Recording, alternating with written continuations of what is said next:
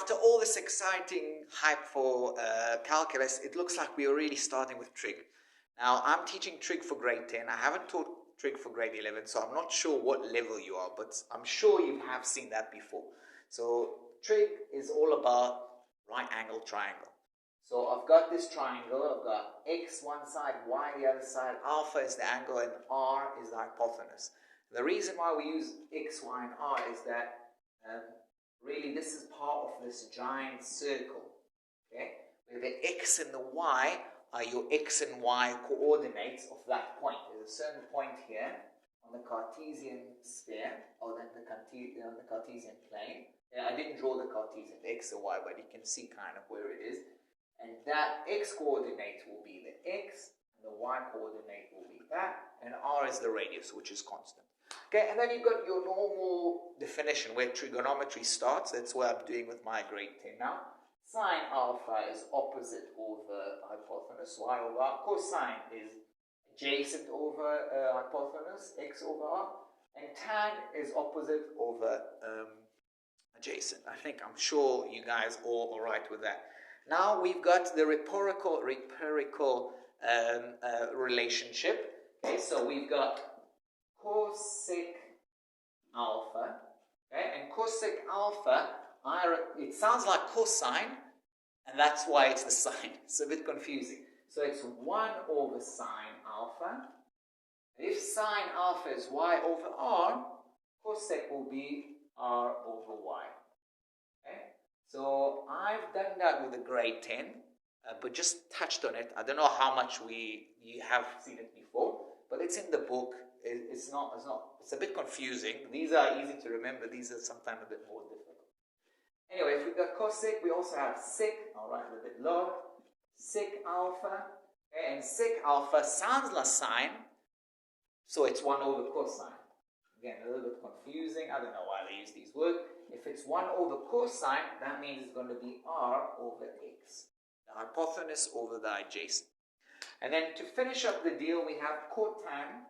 That's the one we use more. We tend to use more. These one, to be honest, not as important. We're going to need them. But this one, more important. That's going to be 1 over tan alpha. In other words, it's going to be x over y, adjacent over opposite. We okay with that? Cool. Just going to pause here. Okay, so what I've done now, I'll just move over this side. I've written 3 expressions. Okay, I don't know how well you can see it. Sine square alpha plus cosine square alpha, and a bunch of others. I'll talk about them. Really, really important, especially the first one. I think you probably come across that. That is an identity, isn't it? We're going to prove what is it equal. And I'll just use the relationship that I've written here. So sine square alpha. By the way, sine square alpha, if you didn't know it before, sine square alpha means sine alpha, all that square. Yeah, that's really important. That's really important. I think in the beginning it's not very clear. Okay, it's not the square of the alpha. It's not the square of the sine. It's sine alpha, and I'm squaring that. Okay, so sine square alpha is y over r. So square of that will be y squared over r squared. Okay. Now cosine square alpha will be x squared over r squared. Okay. Now they both have the same denominator. So it's going to be x squared plus y squared over r squared. Still can see it, right? Yeah. Okay.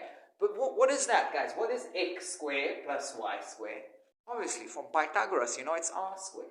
Okay, so that's going to be r squared over r squared, which is equal to 1. I'll just move over here. Okay. So we prove that very important identity. Okay. Sine squared plus cosine squared of the same angle equal 1. Very useful. I'm sure you already start using it. Okay? Now, okay, I'm going to pause. I'm going to do it. No, let's just count on that. Okay. 1 plus tan square alpha. Okay, so we're going to keep that as 1. Tan square, where is tan square? It's y squared over x squared. Y squared over x squared. Okay, now I don't have the same denominator, so I'm going to make it the same denominator. Okay, so that's going to be the same denominator will be x squared. Then I had to multiply the 1 by x squared, so it's x squared plus y squared. And we already said that x squared plus y squared is your square of the hypotenuse. Okay, so it's going to write it here, r squared divided by x squared. But what is r squared over x squared? It's the square of this thing. And what is this thing? Sec. Okay? So that is equal to sec square alpha. Okay? I'm going to just put some lines here.